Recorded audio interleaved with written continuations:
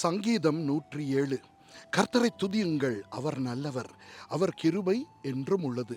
கர்த்தரால் சத்துருவின் கைக்கு நீங்களாக்கி மீட்கப்பட்டு கிழக்கிலும் மேற்கிலும் வடக்கிலும் தெற்கிலும் உள்ள பல தேசங்களிலும் இருந்து சேர்க்கப்பட்டவர்கள் அப்படி சொல்ல கடவர்கள்.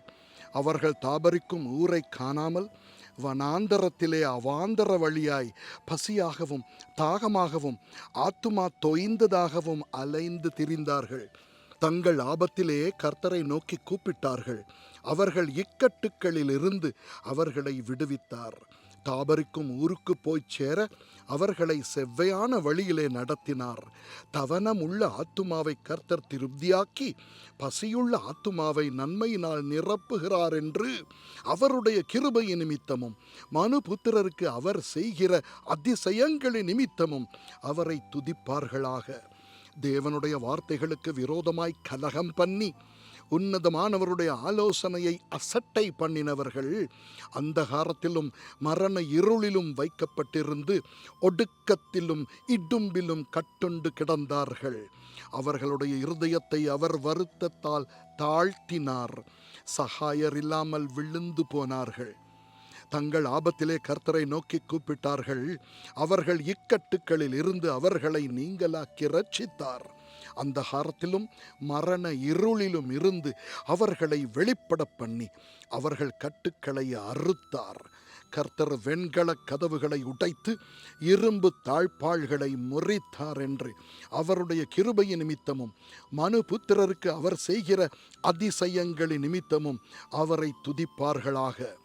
நிர்மூடர் தங்கள் பாதக மார்க்கத்தாலும் தங்கள் அக்கிரமங்களாலும் நோய் கொண்டு ஒடுங்கி போகிறார்கள். அவர்கள் ஆத்துமா சகல போஜனத்தையும் அரோசிக்கிறது. அவர்கள் மரண வாசல்கள் பரியந்தம் சமீபிக்கிறார்கள். தங்கள் ஆபத்திலே கர்த்தரை நோக்கி கூப்பிடுகிறார்கள். அவர்கள் இக்கட்டுக்களுக்கு அவர்களை நீங்களாக்கி ரட்சிக்கிறார். அவர் தமது வசனத்தை அனுப்பி அவர்களை குணமாக்கி அவர்களை அழிவுக்கு தப்புவிக்கிறார். அவர்கள் கர்த்தரை அவருடைய கிருபையின் நிமித்தமும் மனுபுத்திரருக்கு அவர் செய்கிற அதிசயங்களின் நிமித்தமும் துதித்து ஸ்தோத்திர பலிகளை செலுத்தி அவருடைய கிரியைகளை ஆனந்த சத்தத்தோடே விவரிப்பார்களாக. கப்பல் ஏறி கடல் யாத்திரை பண்ணி திரளான தண்ணீர்களிலே தொழில் செய்கிறார்களே, அவர்கள் கர்த்தருடைய கிரியைகளையும் ஆழத்திலே அவருடைய அதிசயங்களையும் காண்கிறார்கள். அவர் கட்டளையிட பெருங்காற்று எழும்பி அதன் அலைகளை கொந்தளிக்க பண்ணும். அவர்கள் ஆகாயத்தில் ஏறி ஆழங்களில் இறங்குகிறார்கள். அவர்கள் ஆத்துமா கிலேசத்தினால் கரைந்து போகிறது. வெறித்தவனைப் போல் அலைந்து தட்டுமாறுகிறார்கள். அவர்களுடைய ஞானம் எல்லாம் முழுகி போகிறது.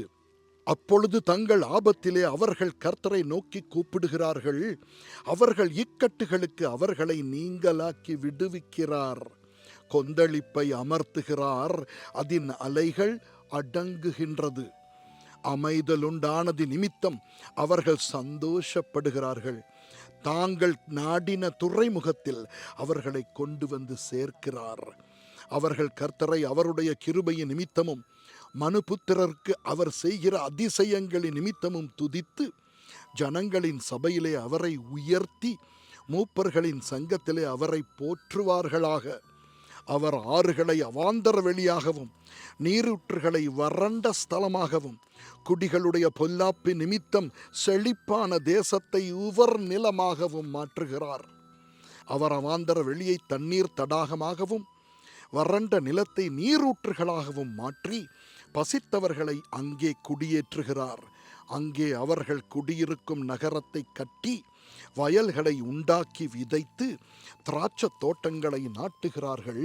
அவைகள் வரத்துள்ள பலனை தரும். அவர்களை ஆசீர்வதிக்கிறார், மிகுதியும் பெருகுகிறார்கள். அவர்களுடைய மிருக ஜீவன்கள் குறையாதிருக்க பண்ணுகிறார். பின்பு அவர்கள் இடுக்கத்தினாலும் ஆபத்தினாலும் துயரத்தினாலும் குறைவுபட்டு தாழ்வடைகிறார்கள். அவர் பிரபுக்களின் மேல் இகழ்ச்சி வரப்பண்ணி வழியில்லாத அவாந்தர வெளியிலே அவர்களை திரிய செய்து எளியவனையோ சிறுமையினின்று எடுத்து உயர்ந்த அடைக்கலத்திலே வைத்து அவன் வம்சங்களை மந்தையைப் போலாக்குகிறார். உத்தமர்கள் அதைக் கண்டு மகிழுவார்கள். நியாயக்கேடெல்லாம் தன் வாயை மூடும்.